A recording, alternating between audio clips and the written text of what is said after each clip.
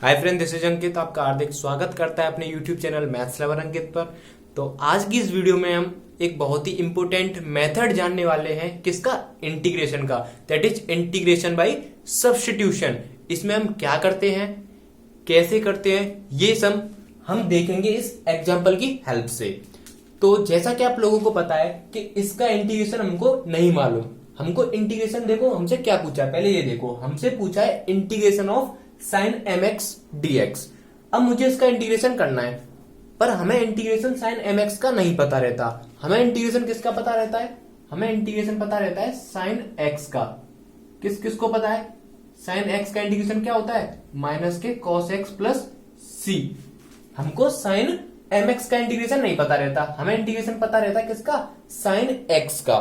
तो इसको कैसे करेंगे? तो इसको करने के लिए हमारे पास आया एक method, that is integration by substitution. इसमें हम क्या करते हैं, इस एम एक्स को, ये जो एम एक्स दे रखा है, यदि इसको मैं एक्स के बराबर मान लू, यदि मैं एम एक्स को कैपिटल एक्स या कैपिटल टी या कुछ भी, कोई सा भी वेरिएबल कह दो आप, तो मैंने टी मान लिया। एम एक्स को मैंने क्या मान लिया? टी मान लिया।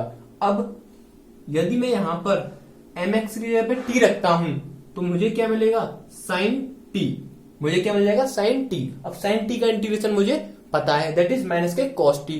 लेकिन अब एक बात, यहां पर प्रॉब्लम आ गई कि यहां पर तो एक्स के रेस्पेक्ट में है और वेरिएबल आ गया टी। तो हम इस एक्स जिसके रेस्पेक्ट में है, एक्स के रेस्पेक्ट में, तो अब हम टी के रेस्पेक्ट में हमें इसको बनाना पड़ेगा। उसके लिए हमें यहां से क्या करना है? डिफरेंशिएशन कर देना है। तो m d x is equal to d t. इतना समझ में आया? अब dx बराबर कितना आ जाएगा आपका? dt upon M. dx बराबर कितना आ जाएगा आपका? dt upon m. अब देखो m क्या है? कांस्टेंट है, तो इंटीग्रेशन से बाहर आ जाएगा, तो i is equal to 1 upon m. और साइन t का इंटीग्रेशन क्या हो जाएगा? माइनस के cos t, माइनस के cos t upon m plus c। अब क्योंकि t तो हमने माना है, क्वेश्चन में तो mx पे रखा है, तो t बराबर mx वापस इसमें पुट कर दो, तो i बराबर कितना हो जाएगा? माइनस के cos m x upon m plus c. इतना समझ में आया आपको? इतना समझ में आया आपको? कुछ नहीं करना आपको, सिंपली हमको देखो, हमको साइन एम एक्स का इंटीग्रेशन नहीं पता, हमको पता है साइन एक्स का इंटीग्रेशन। तो हम क्या करेंगे, यदि मैं एम एक्स को टी मान लू तो साइन टी बन जाएगा, और साइन टी का इंटीग्रेशन में पता रहता है माइनस कॉस टी। लेकिन यहां पर एक दिक्कत ये आई कि यहां तो x के रेस्पेक्ट में इंटीग्रेशन हो रहा है, तो भाई, और वेरिएबल आपका यहाँ पे t आया है, तो हमें इस x के रेस्पेक्ट को चेंज करके t के रेस्पेक्ट में करना पड़ेगा। उसके लिए हम यहां से डिफरेंशिएशन कर दे दोनों तरफ, तो dt और dx में एक रिलेशन मिल जाएगा, जो कि हमें यहाँ पे यूज करना है। इतना समझ में आया? लेकिन अब आपको ये सब आगे नहीं करना है, आपको डायरेक्ट रिजल्ट याद रखना है कि कैसे साइन एम एक्स का इंटीग्रेशन ये आया। इसके लिए देखो, यदि आप साइन को देखो तो साइन का इंटीग्रेशन क्या होता है? कॉस। साइन का इंटीग्रेशन क्या होता है? माइनस के कॉस। और जो इसके एंगल में लिखा है उसको यहां पे सेम टू सेम उतार दो, समझना। साइन का जो इंटीग्रेशन है दैट इज माइनस कॉस, और एंगल में जो लिखा है उसको वहां पे उतार दो। इतना समझ में आया? नाउ बट यहां पर क्या है? एम एक्स का जो डिफरेंशिएशन आएगा, उसका डिवाइड देना है किसमें? जो वैल्यू आई है। अब देखो वहां पर अभी क्या है कि आप इसको, मैं आपको जनरलाइज तरीका बताया कि इसका इंटीग्रेशन ये कैसे आएगा, लेकिन आपको आगे ऐसे नहीं करना, आपको सिंपली इसका इंटीग्रेशन माइनस के cos m x upon m plus c लिखना है। और वो कैसे लिखोगे? साइन का इंटीग्रेशन माइनस कॉस होता है, एंगल में जो भी आया उसको उतार देंगे, लेकिन इस एंगल में जो आया उसका डिफरेंशिएशन जो आएगा उसका डिवाइड दे देंगे। जैसे एम एक्स का डिफरेंशिएशन क्या होगा? एक्स के रेस्पेक्ट में एम आएगा, तो उसका हमने डिवाइड दे दिया। अंडरस्टूड है? नेक्स्ट क्वेश्चन लेते हैं, एक और क्वेश्चन देखते हैं, that is 2x sin x square plus 1। मिटा दो इसको मिटा दूं, इसको मिटा देते हैं। नाउ एक और क्वेश्चन लेते हैं, इसका इंटीग्रेशन बताना है। 2x sin x square plus 1 का, 2x sin x square plus 1 का। अब देखो इसमें क्या करना है, सिंपली आप एक बात और याद रखना कि इंटीग्रेशन बाय सब्स्टिट्यूशन हम कैसे हमारे दिमाग में आएगा। तो देखो इसमें डायरेक्ट कोई फॉर्मूला नहीं लग सकता। क्या आपको इस इंटीग्रेशन का कोई फॉर्मूला पता है? नहीं पता, पर नहीं पता ना, तो अब हम क्या करेंगे कि यहां पर हमने देखा कि जो एक्स स्क्वायर प्लस 1 है, देखो इसमें क्या करना है कि किसी न किसी को कुछ ना कुछ मानना ही पड़ेगा। इंटीग्रेशन बाई सब्स्टिट्यूशन में आपको कुछ ना कुछ मानना ही पड़ेगा। जैसे एक्स स्क्वायर प्लस 1 आया है ना, और उसका डिफरेंशिएशन करने पर दूसरा आपको ऑब्टेन हो जाएगा। जैसे देखो, मैंने यदि एक्स स्क्वायर प्लस 1 को मैंने टी माना, मैंने एक्स स्क्वायर प्लस 1 को क्या माना? टी माना, और इसका डिफरेंशिएशन मैंने एक्स के रेस्पेक्ट में किया। एक्स के रेस्पेक्ट में टी का डिफरेंशिएशन कितना हो जाएगा? 2x dx। तो जरा देखो, 2x dx मुझे इसको t मानने पर ऑब्टेन हुआ। यही आपका इंटीग्रेशन बाई सब्स्टिट्यूशन है कि एक्स स्क्वायर प्लस 1 को मैंने क्या किया? t से रिप्लेस कर दिया। एक्स स्क्वायर प्लस 1 को मैंने t से रिप्लेस कर दिया, और उसका मैंने डिफरेंशिएशन किया एक्स के रेस्पेक्ट में, तो मुझे दूसरी चीज मिल गई। मुझे दूसरी चीज क्या मिल गई? That is 2x into dx। तो सिंपली अब आप एक और नई डेफिनेशन कह सकते हो अपने लैंग्वेज में, ताकि आप सारे क्वेश्चन सॉल्व कर लो कि मुझे किसी एक को t, x, y, z जो भी वेरिएबल आप मान सकते हो मानो। मैंने किसी एक को मुझे क्या करना है? एज्यूम करना है, और उसका डिफरेंशिएशन करने पर उस इंटीग्रेशन का दूसरा पार्ट आ जाना चाहिए। ऐसा आप कह सकते हो लोकल लैंग्वेज में, मतलब कि समझने के लिए, है ना। तो मैंने क्या किया, मैंने देखो एक चीज को मैंने t माना, that is x square plus 1। मैंने एक्स स्क्वायर प्लस 1 को t माना, और मैंने देखा कि एक्स स्क्वायर प्लस 1 का डिफरेंशिएशन करने पर मुझे इंटीग्रेशन का बचा हुआ पार्ट मिल रहा है, दैट इज 2x dx। तो मेरा काम बन गया। अगर आपका t अज्यूम करने पर या कुछ और वेरिएबल अज्यूम करने पर आपको इंटीग्रेशन का बचा हुआ पार्ट ऑब्टेन हो रहा है, तो आप मतलब कि सही डायरेक्शन में जा रहे हो, और वही आपका इंटीग्रेशन बाई सब्स्टिट्यूशन है। आप ऐसे समझ सकते हो इस चीज को, आप सारे क्वेश्चन कर लोगे इससे। देखो इसी एप्लीकेशन को, इसी स्टेटमेंट को मैं यूज करूंगा, देखा ना। तो मैंने क्या किया, देखो 2x dx क्या हो जाएगा?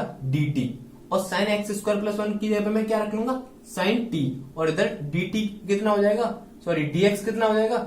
dt। देखो 2x dx that is dt हो जाएगा कि नहीं? अब साइन t है, तो साइन t का इंटीग्रेशन क्या होगा? माइनस के cos t प्लस c हो जाएगा कि नहीं? अब t की जगह पे मुझे एक्स स्क्वायर प्लस 1 रिप्लेस करना पड़ेगा, तो this is equal to i is equal to minus के cos t कितना है आपका? X square plus 1 plus c। इतना समझ में आया? इतना समझ में आया? स्क्रीनशॉट ले लो और एक बार देख लो, कहीं कोई डाउट हो तो बताओ। तब तक मैं दूसरा क्वेश्चन देखता हूं।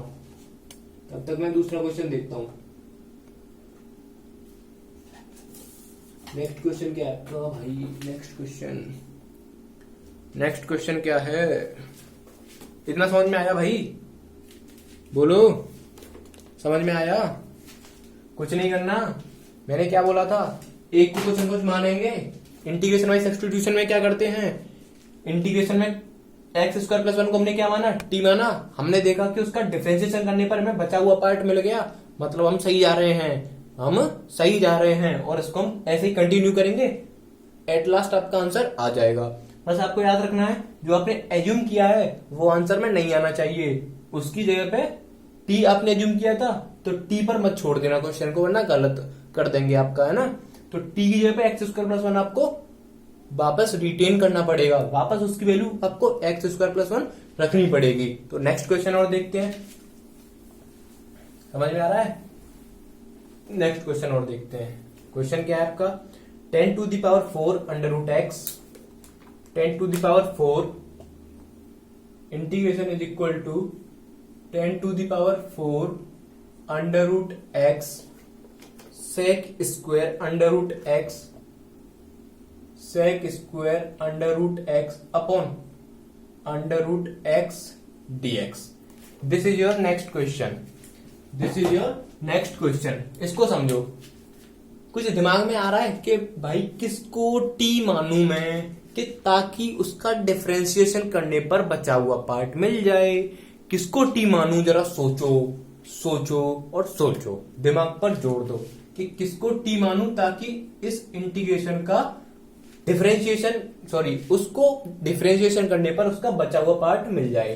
तो जरा देखो, यदि मैं टेन अंडर रूट एक्स को, जरा ध्यान से देखना, टेन अंडर रूट एक्स को मैंने टी माना, टेन अंडर रूट एक्स को मैंने टी माना, तो मैंने इसका डिफरेंशिएशन किया, तो d t is equal to ten x का डिफरेंशिएशन क्या होता है, sec square x, sec square x. But इधर एक्स नहीं है, इधर अंडर रूट एक्स है, तो हमें और आगे जाना पड़ेगा, अंडर रूट एक्स का डिफरेंशिएशन करना पड़ेगा, that is one upon two root x. नहीं आया समझ में? क्या कहा मैंने कि भाई देखो, क्या मैंने आपको कोई फॉर्मूला बताया है इस इंटीग्रेशन का कंप्लीट का? नहीं बताया। तो हमारे पास एक ही मेथड बचता है अभी हमने जो पढ़ा है, that is integration by substitution. अब उसके अकॉर्डिंग हमको क्या करना है कि किसी एक चीज को इसमें टी मानना है, उसका डिफरेंशिएशन करने पर इंटीग्रेशन का बचा हुआ पार्ट आ जाना चाहिए। तो हमने देखा कि टेन अंडर रूट एक्स का डिफरेंशिएशन करने पर sec square under root x आ जाएगा, टेन अंडर रूट एक्स का डिफरेंशिएशन करने पर sec square under root x आ जाएगा। आएगा कि नहीं? आएगा कि नहीं? तो देखो, sec square under root x upon under root x, sec square under root x upon under root x मुझे मिल गया कब? जब मैंने टेन अंडर रूट एक्स को टी माना, मतलब हम सही जा रहे हैं। तो इसको वैल्यूज को पुट करो, तो देखो टेन अंडर रूट एक्स को टी माना है तो टी टू द पावर 4 हो जाएगा, क्योंकि पावर में 4 है। अब sec square under root x, sec square under root x upon d x कितना हो जाएगा? 2 टाइम्स, क्योंकि देखो इस 2 को मैं इधर लिख लू तो sec square under root x upon under root x बचेगा, और इधर आपका dx भी आएगा। आएगा कि नहीं? तो कितना हो जाएगा? 2 टाइम्स dt। अब इंटीग्रेशन से बाहर आ जाएगा 2 और t to the power 4 dt, तो इसका इंटीग्रेशन क्या हो जाएगा?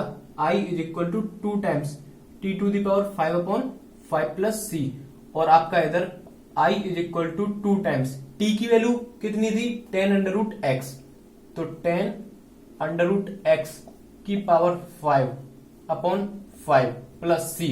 This is your final answer. समझ में आया कि नहीं ये बताओ? समझ में आया? बहुत ही सिंपल तरीके से बता रहा हूं भाई मैं आपको, कुछ नहीं करना, किसी भी एक को पकड़ लो, इसको पकड़ लो, इसको पकड़ लो, इसको पकड़ लो। अब पकड़ने का मतलब ये नहीं कि कोई सा भी पकड़ लिया, ये भी देखना पड़ेगा कि उसको, जिसको हमने पकड़ा है, उसका डिफरेंशिएशन करने पर बचा हुआ या कोई दूसरा पार्ट हमको मिलना चाहिए। अगर मैं सेक अंडर रूट एक्स को टी मान लू तो कोई फायदा है क्या? सेक अंडर रूट एक्स को टी मान लू तो कोई फायदा है? उसका डिफरेंशिएशन करने पर कुछ आएगा ही नहीं। आएगा क्या? नहीं आएगा। जो इसमें हमें चाहिए, तो 10 अंडर रूट एक्स का हमने टी माना, उसका डिफरेंशिएशन करने पर हमको ये देखो बचा हुआ पार्ट मिल रहा है कि नहीं? पूरा मिल रहा है कि नहीं भाई? ऑब्वियस सी बात है भाई, मिल रहा है, तो इसलिए हमने इसी को टी मानेंगे हम। समझ में आई? बाकी हम नेक्स्ट वीडियो में देखेंगे। आज के लिए इतना ही। आपको बस क्या करना है, वीडियो को लाइक करना है और चैनल को सब्सक्राइब करना है भाई, शेयर भी कर देना। बेशक सब्सक्राइब मत करना, लेकिन यार शेयर जरूर कर देना भाई। तो आज के लिए इतना ही, बाकी मिलते हैं नेक्स्ट वीडियो में। तब तक के लिए टाटा बाय बाय।